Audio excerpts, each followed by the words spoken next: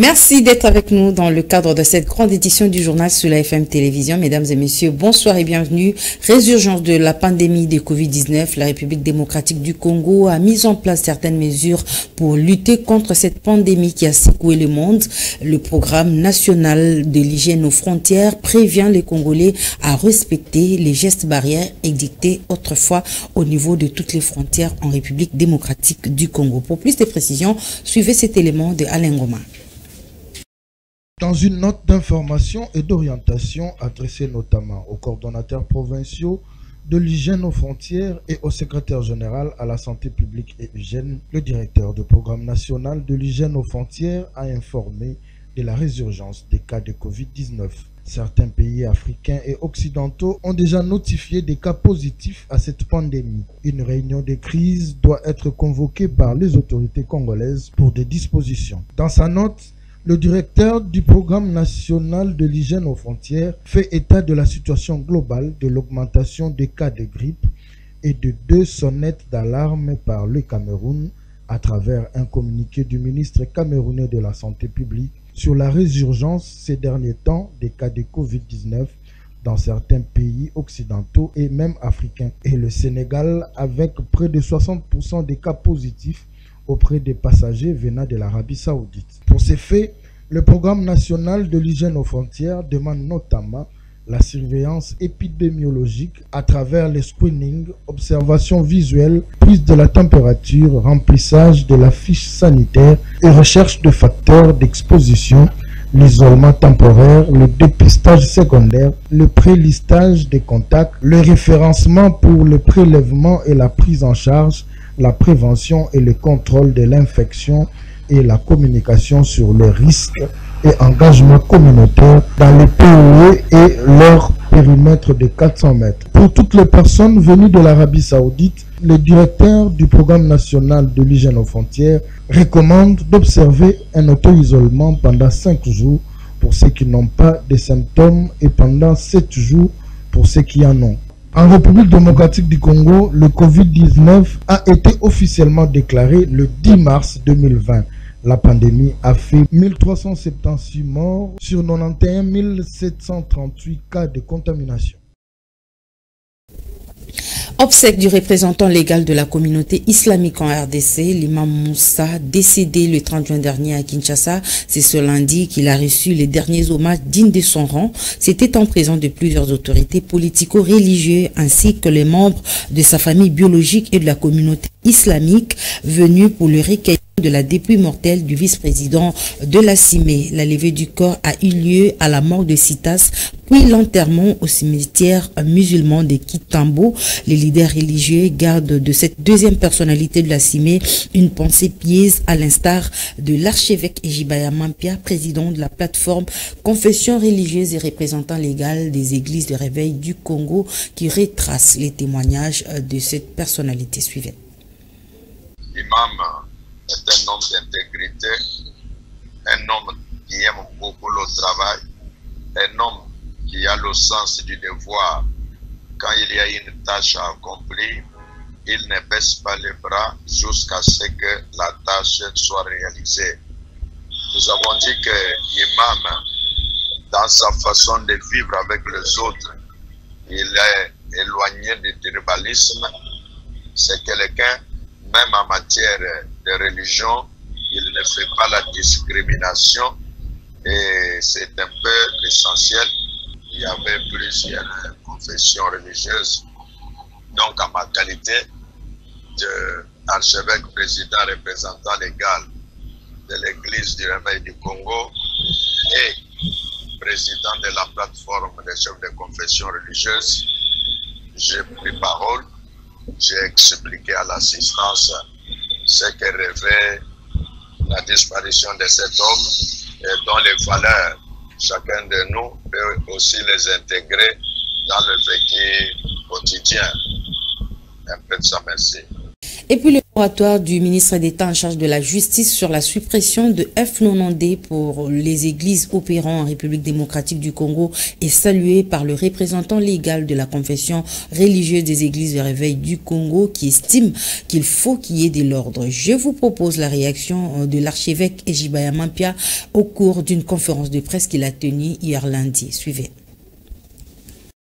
Travailler dans la collaboration pour faire entendre la voix de l'Évangile, tel est l'appel à l'unité et à la solidarité parfaite lancé par le représentant légal de la confession religieuse des églises de réveil du Congo. L'archevêque Ejibaya Mampia, qui prend l'unité au sein de cette structure, a fait savoir que tous les serviteurs de Dieu responsables d'église sont tenus à parfaire l'unité pour promouvoir l'œuvre de Dieu. Nous allons travailler pour redorer l'image et présenter à l'État qu'il sache qu'il a un partenaire crédible qu'est l'église du réveil du Congo.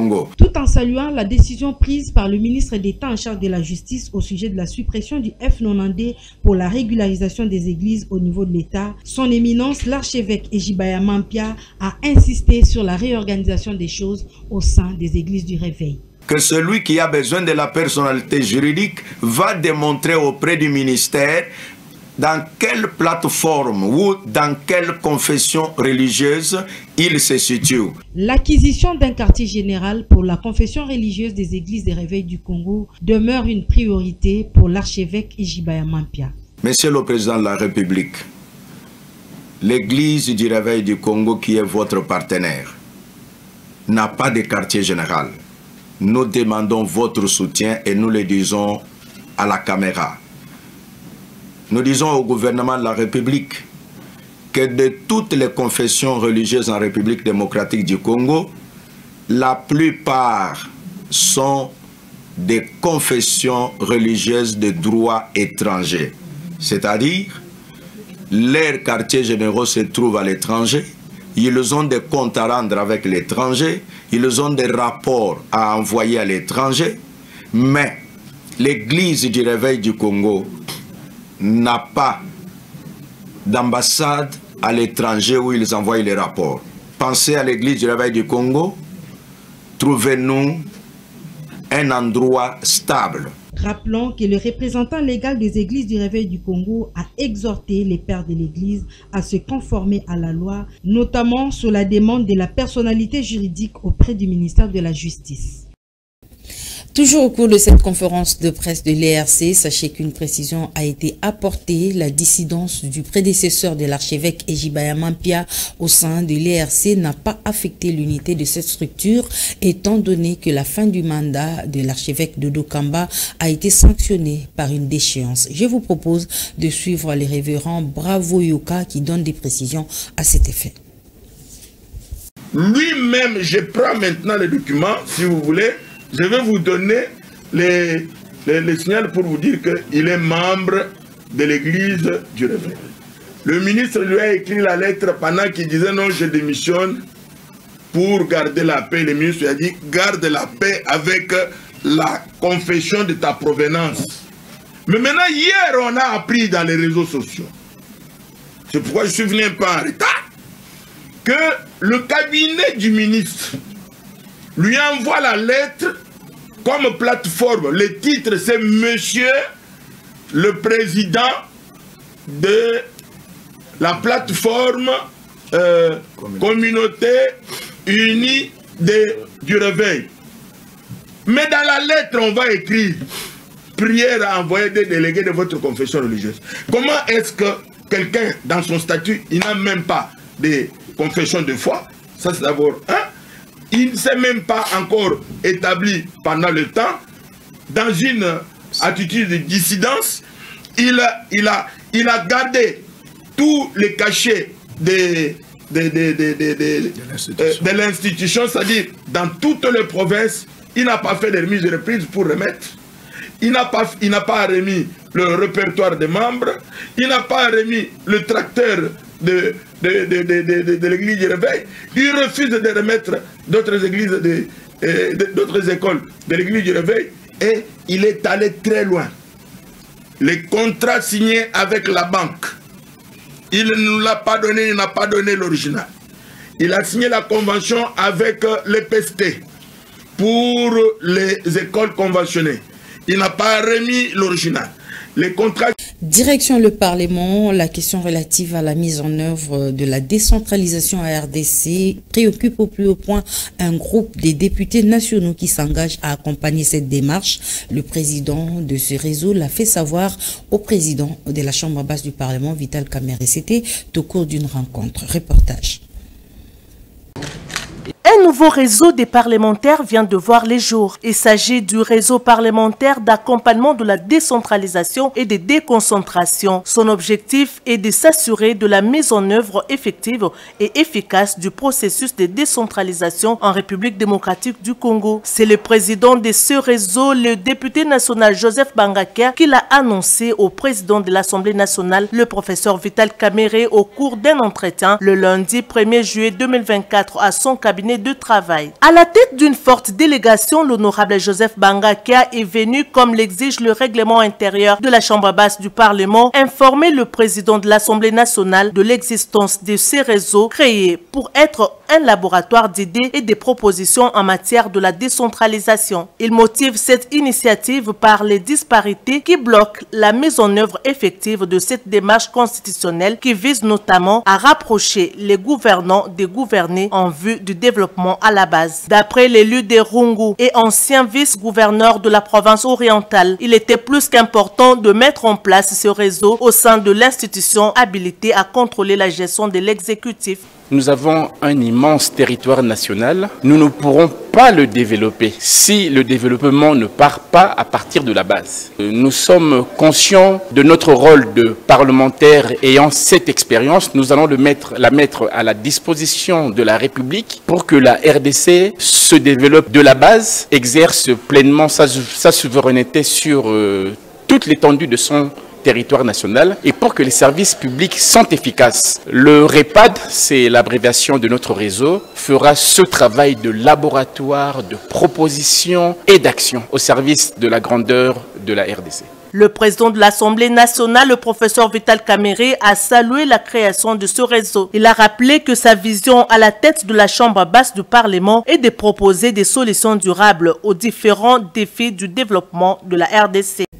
Adoption du règlement d'ordre intérieur au Sénat. Sachez que le texte apporte plusieurs innovations, entre autres la participation du sénateur à vie Joseph Kabila aux travaux en commission. Je vous propose les détails dans cet élément de Alain Goma. Les sénateurs ont déclaré recevable le rapport de la commission spéciale chargée de l'élaboration du règlement intérieur de la législature 2024-2028. Au cours d'une séance plénière tenue vendredi 28 juin sous la direction de Pascal Kinduelo, président du bureau d'âge, les sénateurs ont eu à examiner toutes les questions techniques et politiques relatives au projet du règlement intérieur présenté par la commission spéciale dirigée par le leader de Sankourou, Christophe Lutundula. Ce projet de nouveau règlement intérieur contient plusieurs innovations à expliquer à l'occasion Christophe Lutundula, notamment la question des anciens présidents élus de la République démocratique du Congo. La commission propose qu'au-delà des avantages lui accordés, les sénateurs à vie soient soumis à d'autres obligations, entre autres sa participation aux travaux de toutes les commissions du Sénat. Une proposition faite dans ces rapports est celle liée à l'accès de tout le monde au palais du peuple, en particulier au Sénat. Il a suggéré que l'accès au Parlement soit subordonné au port d'un badge en vue d'assurer la sécurité des parlementaires et de sauvegarder la sacralité de cette institution. Dans son rapport, la commission spéciale chargée de l'élaboration du règlement intérieur du Sénat a proposé certains particuliers augmenter à 2 le nombre d'assistants parlementaires, droit de libre circulation aux sénateurs tant au pays qu'à l'étranger, à partir de la carte de légitimation. Il a été demandé aux sénateurs qui ont formulé des amendements de le faire par écrit et de les déposer à partir de ce lundi 1er juillet pour ainsi permettre à la commission de les examiner et les intégrer éventuellement dans les textes. La prochaine séance sera consacrée à l'examen article par article de tous ces 312 articles que que contient ce règlement intérieur. C'est avant son adoption. Procès sur le coup d'État manqué du 19 mai dernier, après avoir interrogé quelques prévenus, le tribunal des garnisons de Kinshasa-Gombe a décidé de renvoyer l'affaire au 5 juillet prochain. Les précisions dans cet élément de Alain Ngoma. Le tribunal militaire garnison de Kinshasa-Gombe a débuté ce lundi 1er juillet 2024 l'instruction de l'affaire du coup d'État manqué et de l'attaque de la résidence de Vital Kamerhe. Au cours de l'audience foraine qui s'est tenue à la prison militaire d'Indolo, plusieurs prévenus ont été interrogés par la juridiction militaire, notamment sur l'implication dans les infractions poursuivies. L'audience s'est tenue jusque dans la soirée et le tribunal militaire a décidé de renvoyer l'affaire au vendredi 5 juillet 2024. Au cours de cette même audience, Jean-Jacques Wondo, un des prévenus dans cette affaire, a déposé une mémoire unique à travers laquelle il a formulé plusieurs demandes. L'annulation du procès verbal destiné à être utilisé comme renseignement, remise de son téléphone, son ordinateur, sa voiture et aussi son transfert dans un centre spécialisé pour des soins appropriés. Ces demandes ont toutes été jointes au fond, excepté celle du transfert. Celle-ci a été rejetée au motif que le prévenu n'a pas apporté le preuve de sa maladie. En religion, la communauté Lumière de Dieu du prophète Maton Kiboba a soufflé sur sa 13e bougie d'existence le dimanche 30 juin. Bien avant cette célébration, les fidèles de la communauté Lumière de Dieu ont pris part à un service de 3 jours, soit du 27 au 29 juin. C'était au temple des Bangouza, situé au quartier 5 Mapela. Nous sommes là dans la commune de Massina, sur l'avenue Yosombote, numéro 96. Reportage. Mesdames et messieurs, ce journal touche à sa fin. Merci de l'avoir suivi. Excellente suite de programme sur la FM Télévision. Vous ne serez jamais déçus.